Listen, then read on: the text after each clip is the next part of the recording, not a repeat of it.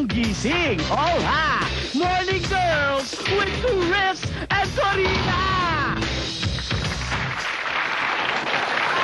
It's Monday! Good morning! Morning! Morning, Corina! Oh my gosh! Iba ka na talaga ngayon. Bakit? Lumalaki na ikaw mo. May dahon-dahon na ngayon. Ano yan? Cute! Hindi dahon yan. Ewan ko kung anong tawag dyan. Para siyang ano? Cough drops. Cute! Parang Strepsil. Oo, cute siya. Okay, From? thank you. From Pepito. Ay, galing talaga ni Pepito. Oo, thank you, Pepito. Salamat. Okay.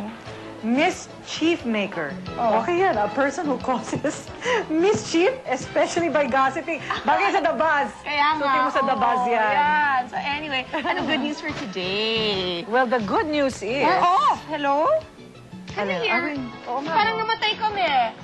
Ay, hello, we're on? We're Hindi namin on. marinig sarili namin. Okay. Are you on or are you off? You You're are you on? I'm on. You're on.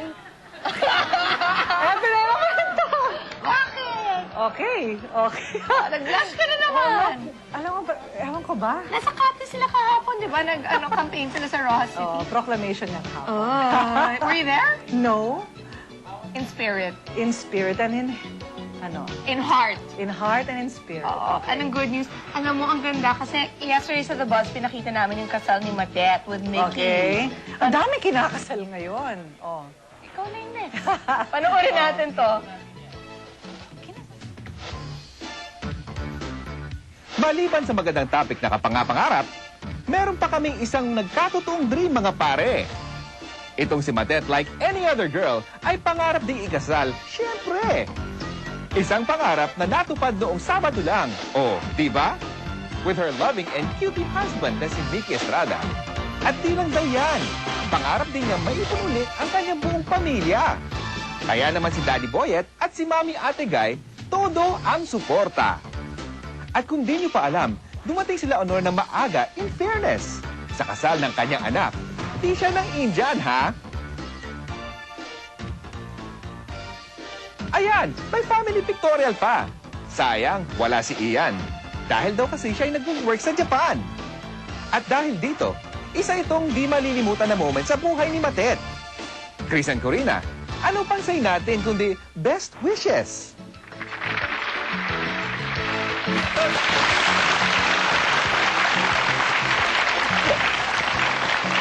Liz, ang tangkad ng asawa niya.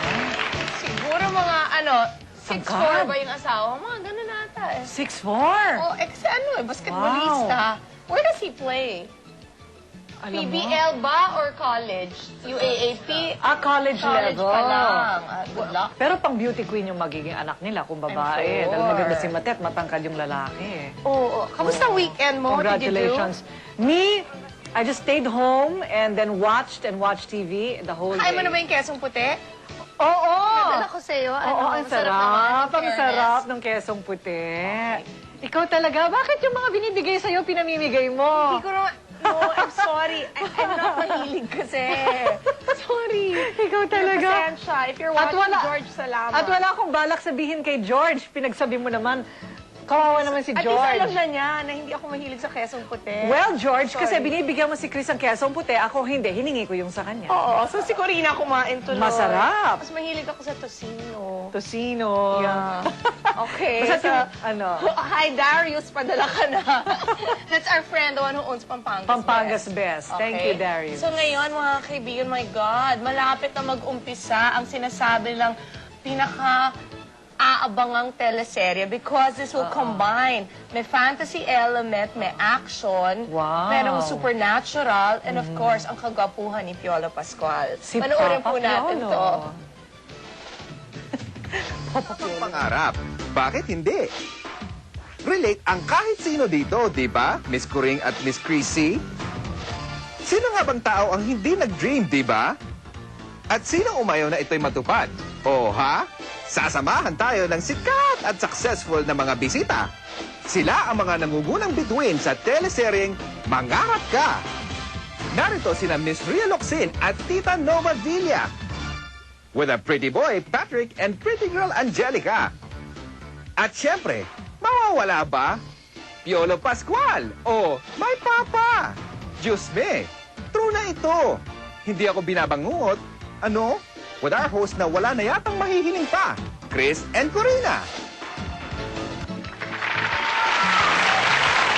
I'm really a fan.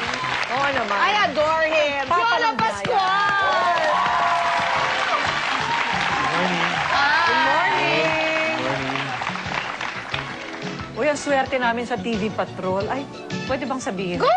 Pwedeng sabihin yung time slot ng Yeah. bago mong soap. Pwede na ba? Pwede na? Hindi pa pwede. Okay, wag na lang. Kailan ba umpisa? Next week. So Monday na. This This coming Monday, which is... 29. Ay, ang ganda. 29. So End it's of a the month. fantasy thing. It's light. Fantasy, action, adventure. May supernatural pa nga, which we shot last week. I just found out na ganun. And mas light siya, mas hindi drama. So ano to, lilipad-lipad ka ba dito, Piolo? May harness daw yun. Oo, Well, ayan, oh. Yan, nasubukan ko na yan. Kailan ka naman lumipad? Hindi, nag-harness na ako. Ganon? Bakit? Swear to God! Tinapon, ano? Sa mga action, mga Ah. ganun ng pili. Nung uso pang action at subukan ko yan. So yan yung Masakit! harness. Oh, Yes. ayan, o, tinan mo siya. Medyo parang yung Daredevil type. Tita yung Cory, Kill Bill. nagsa-cellphone na naman. Wala Hindi dito siya. sa akin. Iyon! It's not here. There, you're sitting on it. No, this is my... Ganyan siya, di Mike. ba?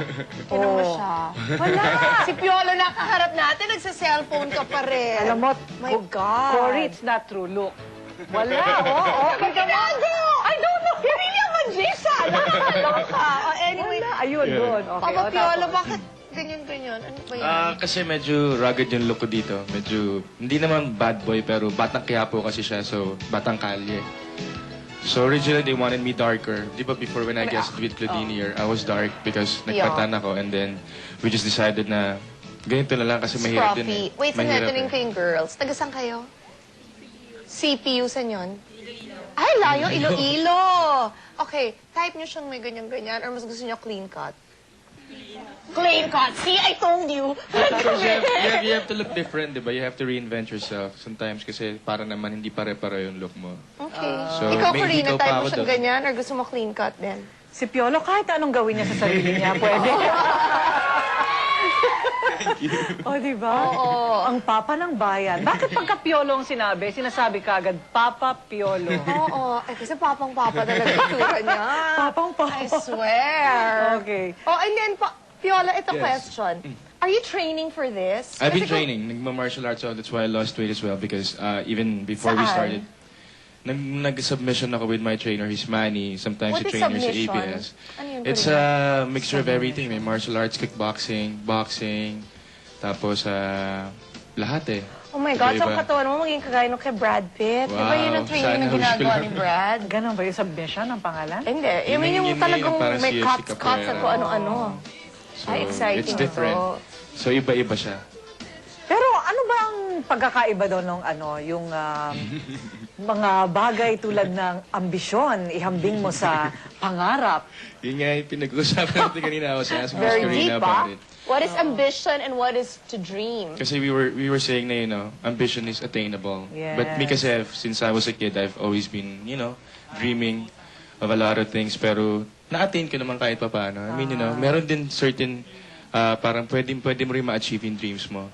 There's some dreams na nagkakatotoo. Nung batang-bata ka ba, Piolo, ano ang unang-una mong panaginip? Maging piloto? Di ba lahat I ng wanted to lalaki? be a pilot when I was a kid. Kita mo, Lahat. everybody Sa wants to be a Slumbook, pilot. diba? Pag tinatanong ka, what's your ambition? I wanted to be a pilot.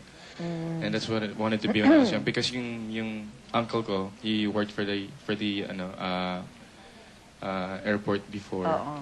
And Ay, nakakaintindi Yun. ako ng Ilonggo. Ingat kayo. Ano sinasabi nila? sabi? He's delicious. Anong comment? Yaya ni Josh Ilongga, kaya nakakaintindi ako. Oo. Sandali, Piolo, ito question. You wanted to be a pilot, but the singing, did it come by accident lang? No, I was a member of our glee club in school. Then sa church namin, sa community, member din ako. Sa choir. He's the entire package. Magaling ng artista, napakagaling pang kumanta, and now, April 24, Araneta Coliseum. Yeah. Correct ba akong 24? April 24, Saturday. A month from now. Wow, exciting. First time, it's my first major concert. Dapat lang talaga. Who's accompanying you? I understand it's Mr. the, Basil Valdez, Miss Aida Las Alas, The Hunks, of course. the music. Hindi, ano yung ano mo? The Musical Philharmonic director is Orchestra Louis ba? Ocampo. There's gonna Ay, be an Louis orchestra. Ocampo. Louis Ganda. And of course, Mr. Watch M is tayo directing it. kanina. Romantic yung... Watch tayo. O, sige. Dali mo si Mar. O, si... Kanila naman yung O, si- Araneta, Coliseum, di ba? Wow. Nangaw ako. O, sandali, ito ngayon, this is the gift. And it's Yeah. your album, di ba? Yeah, it turned gold a few weeks ago. Yeah. Wow, congratulations. Gold. I'm happy. And Star Records talaga is grabe sa pag-support sa akin. They're producing the concert first time that they're producing a concert. Star Records. And also we're coming out with DVD, VCD, and VHS for the concert. Talaga? Yeah. Wow. So yun, nakaka-excite pero nakaka-tense. Oo nga. How do you handle it, Piolo? Honestly, ang success, ang tagumpay sa'yo, sunod-sunod at napakaaga sa career mo, di ba? How do you handle it? honestly, it's Hindi naman ganun kaaga. it's Ilan made taon ka me na ba ngayon? 27. Oh, 27 ako. No, but how na. long, no, I mean, how long has Uy, he been in matagal siya naghintay. Di showbiz? ba nag-dots ka pa? Yeah, but when I was in high school, tapos Oh, when I diba? graduated, nag-quit ako. I was only there for a year. Then when I went to college, nag-teatro naman ako. That actually paved the way for me to enter ABS-CBN. Then ako nag-children's show. And then finally, I was launched 96. And then I left. Nung 98, ako nag-ano. Oh, 8 years. Swerte lang talaga. Yeah. And siguro, if you can ask me how I take it, you know, it's made me closer to God. Because of my, you know, whatever I'm experiencing right now. Parang, for a time I was thinking parang I'm not too worthy. Parang everything, how come I'm experiencing all these things so early in my life? It humbles you, It parang humbles ganon. me a lot. Every time I, you know, get blessings, you know, parang wow, ang sarap. But, you know, I give it back to Him. Sinabi niya yung kahapon sa ASAP. Narinig ko yun eh. Tama naman talaga, di ba, ibalik sa Diyos Yes. para lalo niyang ibalik sa'yo. Yes. And kasi he's so good to his family. Oo. He really Ganun takes ba? care of, his mom and his sisters, di ba? Well, meron naman silang life sa States, but I'm asking my mom to move back here. And hopefully, next few months or a year, Dito na si makabalik mommy. dito, yeah. That's my wish. Okay, pagbalik natin, yung ibang mga kasama niya. Okay. Uy, Sino niligawan ba? na raw niya si Angelica. Ngayon, nililigawan niya? Panganiban na. Oo. Nasa The Boss Ang kahapon. bata ni Angelica, ha? Is she 17? Yeah. Pwede na. Malalaman natin sa pagbabalik ng Morning Girls. With Chris. And Karina.